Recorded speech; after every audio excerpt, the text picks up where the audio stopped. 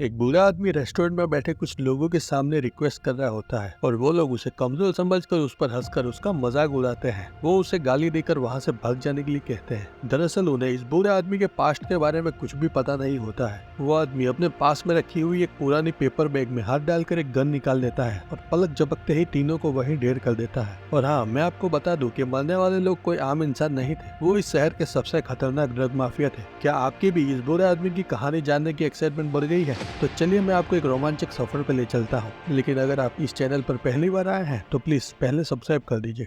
कहानी की शुरुआत में हम टॉम और चार्ली को देखते हैं, जो कि हाफ ब्रदर होते हैं। दरअसल टॉम डोना का बड़ा बेटा होता है, जो कि उसके पहले पति एल्ड्रिच से होता है, और चार्ली उसके दूसरे पति गैरी का बेटा होता है। दोनों भाइयों की जिंदगी एक दूसरे से बिल्कुल ही अलग होती है, क्योंकि टॉम अपने पापा का प्रोफेशन फॉलो कर रहा होता है। वो एक फिशिंग बोट का कैप्टन होता है और एक प्राइवेट कंपनी के लिए शिप चलाने का काम कर रहा होता है। वही चार्ली उसके पापा के साथ एक रिच लाइफस्टाइल जी रहा होता है। वो एक अच्छी स्कूल में पढ़ा हुआ होता है और उसे एक बड़ी सी लॉ कॉलेज में भी एडमिशन मिल गया होता है। लेकिन यहाँ हमें दिखाया जाता है कि चार्ली अपने भाई से बहुत ज्यादा अटैच्ड होता है और वो उसे अपना आइडल मानता है। वो अपनी स्कूल की पढ़ाई खत्म होते ही अपने भाई के पास चला जाता है और उसके साथ फिशिंग पर ले जाने के लिए कहता है। टॉम उसे बताता है कि ये कोई आसान काम नहीं है, हमें दिन रात समुद्र में रहकर कमर तोड़ मेहनत करनी पड़ती है, तभी हमें कुछ कमाई हो पाती है। टॉम के बहुत समझाने पर भी चार्ली उसकी बात नहीं मानता है और आखिरकार टॉम चार्ली को अपने साथ ले जाने के लिए तैयार हो जाता है। टॉम उसे अपने बाकी साथियों से मिलाता है और वो लोग एक फिशिंग बोट जिसका नाम हार्मनी होता है उसे लेकर समुद्र की ओर निकल पड़ते हैं।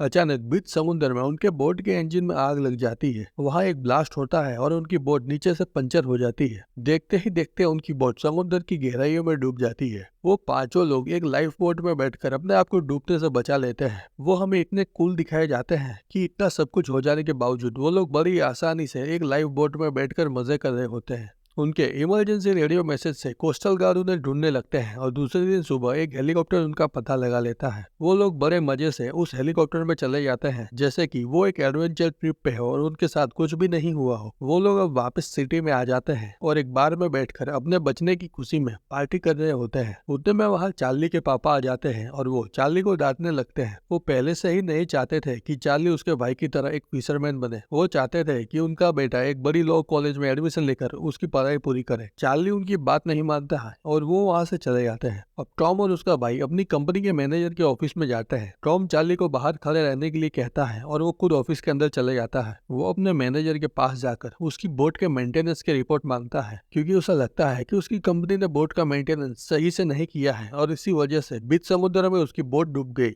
इस बात को लेकर टॉम और उसके मैनेजर के बीच में बहस हो जाती है। वही चार्ली आ जाता है और वो टॉम को शांत कर वहां से ले जाता है। जाते जाते वो लोग मछली का एक कैरेट उठाते हैं और उस मैनेजर को सबक सिखाने के लिए उसकी लग्जरियस कार में डालकर वहां से चले जाते हैं। टॉम को उसके पापा एल्ड्रिच मिलने के लिए आते हैं। वो उसे अपनी बोट फिशिंग के लिए ले जाने के लिए कहते हैं। टॉम का उसके पापा के साथ का रिलेशन कुछ ठीक नहीं होता है और इसीलिए वो उन्हें उनकी बोट ले जाने से मना कर देता है। एल्ड्रिच के रिक्वेस्ट करने पर टॉम उनकी बोट ले जाने के लिए हाँ कर देता है। अब हमें टॉम के दोस्त के घर पर एक पार्टी दिखाई जाती है, जहाँ पर चार्ली की दोस्ती मेबल नाम की एक लड़की से हो जाती है। वो दोनों जल्द ही एक दूसरे को चाहने लगते हैं। दूसरे दिन टॉम और उसके साथी एल्ड्रिच की बोट द फाइनेस्ट काइंड को लेकर फिशिंग करने के लिए निकल पड़ते हैं। चार्ली तय किए हुए वक्त पर बोट पर नहीं पहुंच पाता है और टॉम उसे छोड़कर ही निकलने लगता है, क्योंकि वो वक्त का बड़ा ही पक्का होता है। चार्ली अपनी गर्लफ्रेंड के साथ सोया हुआ होता है और अचानक उसकी आंख खुलती है। उसे याद आता है कि आज तो उसे फिशिंग के लिए निकलना था। वो अपनी गर्लफ्रेंड को लेकर कार भगाते हुए समुद्र की ओर भागने लगता है। वो लोग अपनी कार समुद्र पर बने एक ओवरब्रिज तक ले जाते हैं, जहाँ से चार्ली पानी में कूद जाता है और तैरते हुए बोट को पकड़ने में कामयाब हो जाता है। समुद्र में जाकर टॉम के साथी चार्ली को पूरी फिशिंग की प्रोसेस बताते हैं। चार्ली भी उनके साथ काम करने में जुड़ जाता है। अब टॉम अपने रडार पर देख के बाकी लोगों को बताता है कि अब हम लोग कैनेडियन वाटर्स में फिशिंग करने के लिए जाएंगे, क्योंकि वहाँ पर एक बेहतरीन प्रकार की फिश मिलती है जिसकी कीमत मार्केट में बहुत ही ज्यादा है। वो लोग वहाँ चले जाते हैं और उन्हें बहुत ही अच्छी फिश मिलने लगती है, जिसे देखकर सब लोग बहुत ही ज्यादा खुश हो जाते हैं। अब वो लोग जल्दी जल्दी काम कर रहे होते हैं, जिससे कम से कम टाइम में वो लोग ज्यादा फिश लेकर वहाँ से निकल पाए।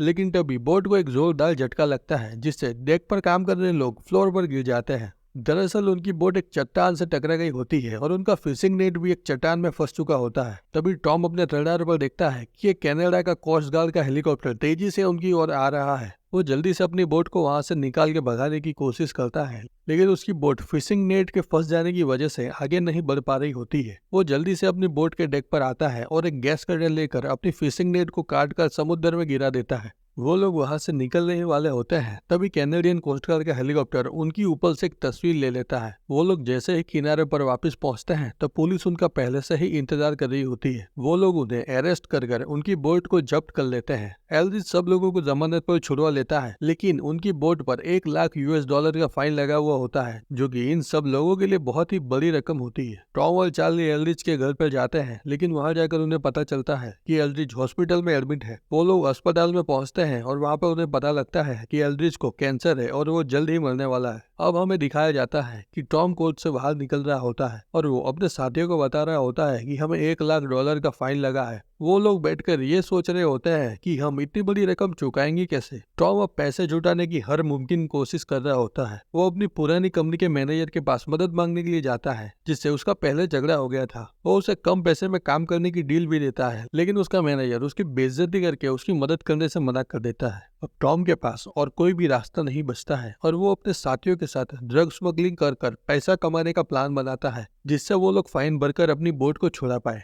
उसे ये पता होता है कि चार्ली की गर्लफ्रेंड की माँ एक ड्रग सप्लाई में काम कर रही होती है। वो उसे कहता है कि वो उन्हें एक बड़े से ड्रग डीलर से मिलवा दे, ताकि वो एक बड़ा स्मगलिंग का काम कर बहुत सारे पैसे एक साथ जुटा पाए। चार्ली की गर्लफ्रेंड अब उन्हें एक रेस्टोरेंट में ले जाती है। वहाँ पर एक आदमी पहले से बैठा हुआ होता है। वो आदमी टॉम को बैठने के लिए कहता है और अपना नाम विक्स बताता है। दरअसल वो आदमी एक बहुत बड़ा ड्रग माफिया होता है। वो टॉम को ड्रगलिंग का रूट बताता है और उसे ये धमकी भी देता है कि अगर उसके माल को कुछ भी हुआ तो वो सब लोगों को मार डालेगा। विक के प्लान के अकॉर्डिंग टॉम और उसके साथी एक छोटी सी बोट को लेकर समुद्र की ओर निकल पड़ते हैं। वहाँ कुछ देर इंतजार करने के बाद वो लोग देखते हैं कि एक प्लेन उनकी तरफ आ रहा है। उन्हें यकीन हो जाता है कि ये विक्स का बताया हुआ प्लान ही है और वो एक टॉर्च लेकर हवा में ऑन ऑफ करके उसे सिग्नल देने लगते हैं। वो प्लेन उनकी बोट से कुछ दूरी पर एक पैकेट गिरा देता है, जिस पर एक लाइट लगी हुई होती है, जिससे टॉम और उसके साथी पानी में वो पैकेट को ढूंढ पाए। टॉम और उसके साथी वो पैकेट को उठा लेते हैं और उसे खोल कर देखते हैं तो उसमें बहुत सारे ड्रग्स होते हैं। और वो लोग वापस आ जाते हैं और सब लोग एक बड़ी सी बिल्डिंग के पार्किंग लॉट में इकट्ठा हुए होते हैं। वो उस ड्रग डीलर के फोन का इंतजार कर रहे होते हैं, ताकि वो ड्रग्स उन तक पहुंचाकर बाकी का पेमेंट ले पाए। इतने में उस ड्रग डीलर का कॉल आता है और वो टॉम को अपने साथ सिर्फ एक आदमी को लेकर आने के लिए कहता है। टॉम अपने साथी को लेकर जा ही रहा होता है, तभी चार्ली अपने भाई के साथ जाने की जिद करता है। अब टॉम और चार्ली उनके बताए हुए रेस्टोरेंट पर वो ड्रग लेने के लिए जा ही रहे होते हैं, तभी वो लोग नोटिस करते हैं कि एक कार बहुत देर से उनका पीछा कर रही है। वो लोग कुछ समझे और वहां से भागने की कोशिश करें उससे पहले ही एक और कार आ जाती है और उनके गाड़ी का रास्ता रोक लेती है। वहाँ पर पुलिस के सायरन बजने लगते हैं और कुछ आदमी अपनी कार से गन लेकर निकलते हैं और वो टॉम और उसके भाई को पुलिस का बैच दिखाते हैं। वही कुछ और आदमी टॉम की गाड़ी से वो ड्रग का पैकेट लेकर अपनी गाड़ी में रख देते हैं। टॉम और चार्ली ये पूरी कंडीशन को एक पुलिस अरेस्ट समझ रहे होते हैं, तभी वो सारे लोग उनको वहीं पर छोड़कर अपनी अपनी गाड़ियों में बैठकर भाग जाते हैं।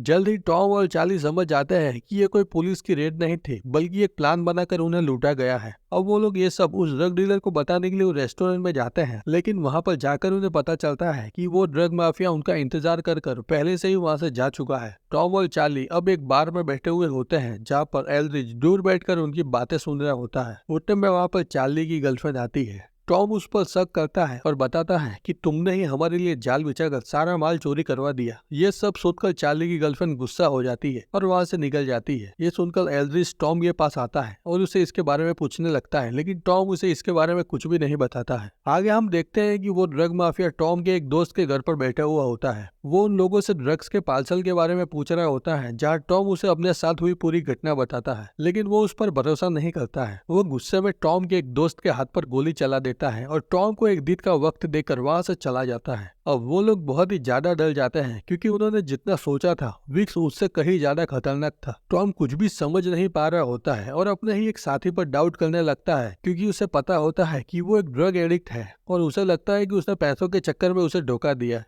वो उसके घर पर चला जाता है और उसके सर पर गन तानकर पूछने लगता है, लेकिन उतने में ही वहां पर चार्ली आ जाता है। वो टॉम को शांत कर वहां से ले जाता है। आगे हम देखते हैं कि चार्ली टॉम के पापा एल्ड्रिच से मिलता है। एल्ड्रिच के पूछने पर चार्ली उन्हें पूरी कहानी बता देता है। नेक्स्ट सीन में हम देखते हैं कि एल्ड्रिच वो ड्रग माफिया को मिलने के लिए एक रेस्टोरेंट में चला जाता है, जहाँ पर विक्स अपने 2 साथियों के साथ बैठा हुआ होता है। वो उस माफिया से बहुत रिक्वेस्ट करता है कि वो उसके बेटे टॉम को छोड़ दे। वो उसे कुछ पैसे भी ऑफर करता है, लेकिन वो माफिया उसकी एक नहीं सुनता है और कहता है कि अगर तुम्हारे बेटे ने मेरा माल नहीं लौटाया तो मैं उसे गोली मार दूंगा। एल्ड्रिच अपने हाथ में रखी हुई एक पेपर बैग में हाथ डालता है और उसमें से गन निकाल लेता है। वो लोग कुछ भी समझे उसके पहले वो तीनों लोगों को वहीं ढेर कर देता है। एल्ड्रिच उन्हें मार के वहीं बैठा हुआ होता है और उसकी आंखों में जरा सा भी डर नहीं होता है। ये सब होने के बाद टॉम और चार्ली वहाँ पर आते हैं और ये सब देखकर शॉक हो जाते हैं। टॉम उसके पापा को पूछता है कि आपने ये क्यों किया। वो उसे जवाब देते हैं कि किसी दिन तुम एक बेटे के बाप बनोगे तब तुम ये चीज समझ लोगे। अब पुलिस एल्ड्रिच को अरेस्ट कर जेल ले जा रही होती है। अब पुलिस वैन ब्रिज क्रॉस करने के लिए वेट कर रही होती है। तभी टॉम, चार्ली और उसके साथी द फाइनेस्ट काइंड को लेकर वहाँ से निकलते हैं, क्योंकि चार्ली के पापा ने फाइन भर के बोट को छुड़वा लिया था। वो लोग सीप का हॉर्न बजाकर एल्ड्रिच को ट्रिब्यूट देते हैं, जिसके रिप्लाई में एल्ड्रिच उन्हें चिल्लाकर कहता है कि मजे करो बच्चों।